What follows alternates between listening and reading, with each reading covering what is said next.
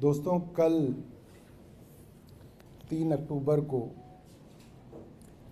जैसा कि दिल्ली विधानसभा में तय हुआ था और जैसा कि संकल्प में भारतीय जनता पार्टी के विधायक और आम आदमी पार्टी के विधायकों ने सबने सर्वसम्मति से ये तय किया था, फैसला किया था और संकल्प को पारित किया था कि 3 अक्टूबर को आम आदमी पार्टी के सारे विधायक, भारतीय जनता पार्टी के सारे विधायक, आम आदमी पार्टी की सरकार के मंत्री एलजी विनय सक्सेना जी से मिलने जाएंगे। और संकल्प में एक बहुत बड़ी बात ये लिखी थी कि दिल्ली सरकार के सभी मंत्री वचनबद्ध हैं कि एलजी साहब बस मार्शलों से संबंधित जिस भी फाइल पे, जिस भी डॉक्यूमेंट पे, जिस भी कागज़ पे साइन करने के लिए कहेंगे, हमारे मंत्री वचनबद्ध हैं कि साइन करके ही उठेंगे। ये अपने आप में एक बहुत बड़ी बात है जो संकल्प में कही गई और दिल्ली की सरकार उस वचन पे खरी उतरी। कल आम आदमी पार्टी के विधायक और आम आदमी पार्टी के मंत्री एलजी साहब से जब मिलने पहुंचे तो वहां पे मौजूद बस मार्शलों ने बताया कि जो बस मार्शल भारतीय जनता पार्टी के विधायकों के संपर्क में थे और जिनसे भारतीय जनता पार्टी के विधायकों ने बार बार ये वादा किया था कि हम सब 3 अक्टूबर को एलजी साहब के पास जाएंगे और आपको बहाल करा के आएंगे, वो सारे के सारे भारतीय जनता पार्टी के विधायक मुकर गए। उन्होंने यू टर्न ले लिया। एक भी भारतीय जनता पार्टी का विधायक कल एलजी कार्यालय में जाने के लिए नहीं आया। बस मार्शल बार बार उनके विधायकों को फ़ोन कर रहे थे। विजेंद्र गुप्ता जी को फ़ोन किया जा रहा था वहीं से और वो लोग फ़ोन नहीं उठा रहे थे।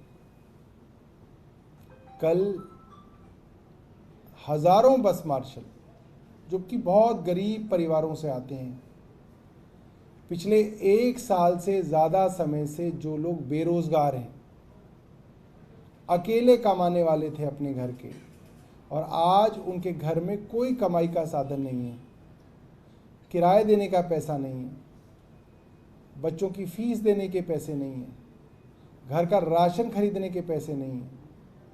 ऐसे हालात में हज़ारों की संख्या के अंदर पुरुष और महिला बस मार्शल वहाँ पे आए और उन्होंने गुहार लगाई, मगर एलजी साहब उनसे वहाँ पे नहीं मिले। ना एलजी साहब ने मिलने का समय दिया, ना भारतीय जनता पार्टी के विधायक वहाँ पे आए। और ये मामला सिर्फ बस मार्शलों का नहीं है। पिछले 2 साल में जब से दिल्ली के उपराज्यपाल विनय सक्सेना जी बने हैं, हजारों की संख्या के अंदर कॉन्ट्रैक्ट कर्मियों को किसी ना किसी बहाने से निकाला गया है।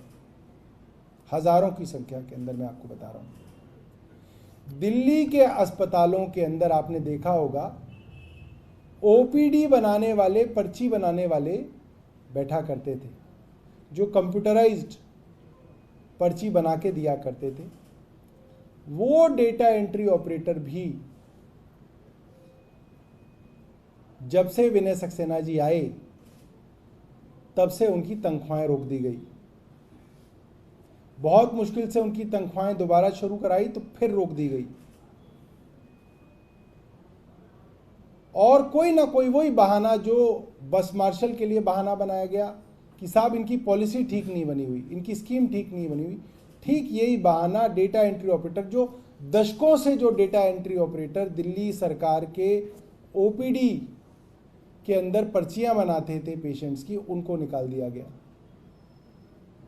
बड़ी मुश्किल से उसकी कैबिनेट की फाइल तैयार की गई, कैबिनेट द्वारा अप्रूव कराया गया।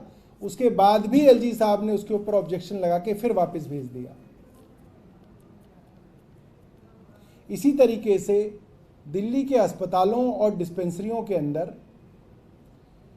चौकीदार कम सफाई कर्मचारी हुआ करते थे। इन लोगों को भी कई महीनों तक तनख्वाह नहीं दी गई थी और इनको भी टर्मिनेट कर दिया गया था। बहुत मुश्किल से इन लोगों ने आंदोलन करके अपनी नौकरियां बचाई हैं, मगर आज भी इनको कई कई महीने रोक के तनख्वाहें दी जा रही हैं। इसी तरीके से एलएनजेपी हॉस्पिटल के अंदर कोरोना के दौरान करीब 150 नर्सिंग ऑर्डरलीज एनओज लगाए गए थे, उनको भी इसी तरीके से निकाल दिया गया, बेरोजगार कर दिया गया। हर एक मौके पे जहां मौका मिलता है, दिल्ली सरकार के अंदर इन गरीब कॉन्ट्रैक्चुअल कर्मचारियों को निकालने का काम चल रहा है। ये पूरी दिल्ली का हाल है, हर जगह दिल्ली सरकार के अंदर ही किया जा रहा है और हजारों की संख्या के अंदर लोगों को बेरोजगार किया गया है, हजारों की संख्या के अंदर। ये सिर्फ बस मार्शलों का मामला नहीं है, हजारों की संख्या में कॉन्ट्रैक्ट कर्मचारियों को जो है इस तरीके से बेरोजगार किया गया है। और ये सब तब से हुआ है जब से ये एलजी विनय सक्सेना जी आए हैं। कल दिल्ली के अंदर जो नज़ारा था वो ये था कि एक तरफ हजारों की संख्या में बेरोजगार बस मार्शल, दिल्ली के बेटे बेटियां अपना हक मांग रहे थे। कोई भीख नहीं मांग रहे हैं, वो कोई एलजी साहब को अपनी जेब से तनख्वाह नहीं देनी है उनको, वो अपना हक मांग रहे थे।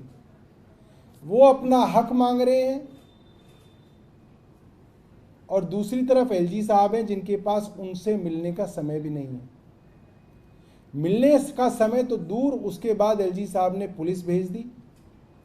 पुलिस ने बहुत बर्बरता के साथ उन बस मार्शलों को सड़क पे घसीटा, धक्के मारे, बसों में भरे और थानों में ले गए। क्या ये किसी और राज्य के अंदर इस तरह से संभव है कि एक एलजी अपनी एक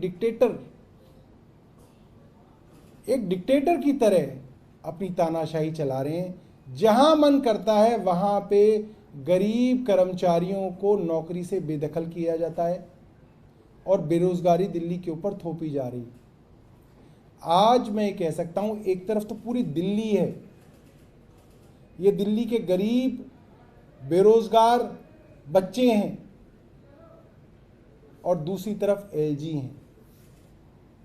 आज दिल्ली के अंदर दिल्ली बनाम एलजी, आज पूरी दिल्ली के अंदर ये माहौल है। एक तरफ सारी दिल्ली खड़ी है, एक तरफ उपराज्यपाल विनय सक्सेना खड़े हैं और आने वाले समय में आप देखेंगे दिल्ली बनाम एलजी में दिल्ली जीतेगी, एलजी हारेंगे। ये होगा, एलजी को हारना पड़ेगा और दिल्ली जीतेगी। ये चाहे कितनी भी कोशिश कर लें, कितने भी षड्यंत्र कर लें, कितनी भी यातनाएं दे दें, अंततः दिल्ली बनाम एलजी की जंग में दिल्ली जीतेगी और एलजी हारेंगे। कोई आपका प्रश्न है तो आप पूछ सकते हैं। उन्होंने आपका जब डिटेंशन हुआ उसके बाद उन्होंने ट्वीट किया था कि ये बस दिखावा है, आप दिखा रहे हैं कि आप उनके साथ हैं, अगर आप इतने साथ हैं तो आपकी सीएम आतिशी एक ऑर्डर इशू कर सकती है, इसे लेकर दिल्ली उसे अप्रूव कर। भैया हम दिखा रहे हैं, आप भी दिखा लेते। आपको तो फोन कर रहे हैं वो बार बार कि आप भी आ जाओ, आप भी दिखा लो ना, आप क्यों नहीं कर लेते थोड़ा दिखावा? आप भी जरा पुलिस से कहो कि आपको भी घसीटे सड़क पे, जैसे मुझे घसीटा गया। क्यों नहीं घसीटा जा रहा विजेंद्र गुप्ता को? विजेंद्र गुप्ता क्यों नहीं थे एलजी के घर के बाहर? विजेंद्र गुप्ता की पार्टी का कोई भारतीय जनता पार्टी का विधायक क्यों नहीं था? और आतिशी क्या, उससे पहले भी कई बार चिट्ठी लिखी जा चुकी है। आतिशी तो चिट्ठी लिख चुकी है, पिछले महीने ही चिट्ठी लिख चुके हैं कि इनको बहाल किया जाए। अगर हमारी चिट्ठियों से बहाल हो रहा होता तो अब तक तो बहाल ही हो गए होते। चिट्ठियां कितनी बार लिखी जा चुकी है, असेंबली के अंदर रेजोल्यूशन पास कर दिया गया है, मगर साइन चाहिए एलजी के। और इसीलिए एलजी छुप के जो है एलजी हाउस में बैठे हैं, वरना वो बाहर आते। हमसे जहां पे साइन चाहिए विजेंद्र गुप्ता को फिर चुनौती दे रहे हैं हमसे जहां साइन चाहिए विजेंद्र गुप्ता ले आए वो कागज, हम उस पर साइन कर देंगे। असल बात यह है, इन लोगों को बेरोजगार रख के, इन लोगों को कष्ट दे के भारतीय जनता पार्टी को मज़ा आ रहा है। भारतीय जनता पार्टी एक गरीब विरोधी पार्टी है, गरीबों से नफरत करती है।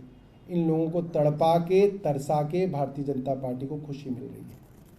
इसके अलावा जो स्टैंडिंग कमेटी के मेंबर का मामला था वो सुप्रीम कोर्ट में पहुंचा, कोर्ट ने जवाब तलब किया, एलजी दफ्तर से कहा क्या इतनी जल्दी थी तमाम चीज़ों को लेकर? देखिए, एलजी साहब ने सेक्शन 487 इन्वोक करके, जैसे कि पता नहीं क्या इमरजेंसी थी कि एलजी साहब ने कहा रात को 10 बजे ही चुनाव करा लो, रात को 10 बजे चुनाव करा लें, और 10 बजे लोग नहीं पहुंच पाए तो अगले दिन सुबह सुबह चुनाव करा दिए। कोर्ट ने यही पूछा कि भाई ऐसी क्या जल्दी थी आपको कि आपने सेक्शन 487 इन्वोक किया। और इस तरीके से तो एलजी के बारे में कहा गया है कि आप पूरे प्रजातंत्र को खत्म कर देंगे, और ये हो भी रहा है। एलजी की डिक्टेटर शाही की वजह से इस बार भारतीय जनता पार्टी दिल्ली का चुनाव हारेगी। पहले भारतीय जनता पार्टी अपनी वजह से हारती थी, इस बार भारतीय जनता पार्टी अपने एलजी की वजह से दिल्ली का चुनाव हारेगी। और मैं उन्हें निमंत्रण दे रहा हूं, आपके पोस्टर बॉय है ना एलजी को आप बना दीजिए अपना मुख्यमंत्री उम्मीदवार, लड़िए एलजी के अधीन चुनाव। इस बार भारतीय जनता पार्टी डर क्यों रही है? इस बार भारतीय जनता पार्टी अपने एलजी विनय सक्सेना साहब को मुख्यमंत्री उम्मीदवार घोषित कर दे और लड़े चुनाव, आए मैदान के अंदर। एलजी साहब वैसे भी अपना काम तो कर नहीं रहे हैं, रोज मर्डर हो रहे हैं, रोज एक्सटॉर्शन के लिए गोलियां चल रही हैं, नर्सिंग होम के अंदर घुस के गोलियां चल रही हैं, डॉक्टर की हत्या हो रही है, फिरौती के लिए पैसे मांगे जा रहे हैं। एलजी साहब उसके बारे में एक बयान नहीं दे रहे हैं।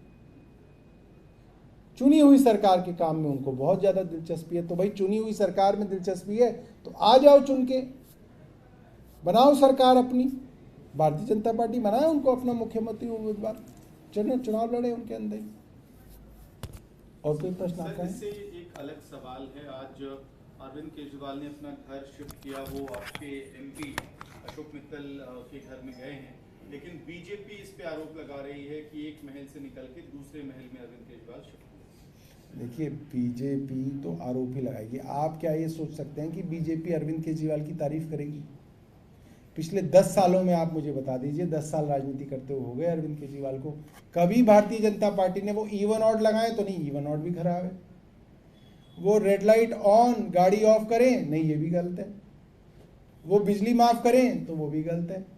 वो महिलाओं का सफर माफ करें तो भी गलत है। उन्होंने कहा था मेट्रो में महिलाओं को माफ कर दें, नहीं वो भी गलत है। उन्होंने आज तक सही किस बात को कहा है? मोहल्ला क्लिनिक बनाया, वो कह रहे नहीं ये तो बहुत गलत है। उनके हिसाब से तो सब कुछ जो अरविंद केजरीवाल कर रहे हैं वो गलत है। इसीलिए भारतीय जनता पार्टी को लोग वोट नहीं दे रहे हैं। अरविंद केजरीवाल मुफ्त बिजली देते हैं, भारतीय जनता पार्टी विरोध करती है। लोगों को डर है अगर ये सत्ता में आ गए तो बिजली के दाम बढ़ा देंगे दोबारा से। अरविंद केजरीवाल पानी मुफ्त करते हैं, ये उसका विरोध करते हैं। लोगों को डर है ये आ गए तो ये फिर से पानी के दाम लगा देंगे। इन्होंने महिलाओं की फ्री यात्रा का विरोध किया था, ये अगर आ गए तो महिलाओं से फिर से टिकट लेना शुरू कर देंगे लोग। इसीलिए भारतीय जनता पार्टी के खिलाफ है लोग।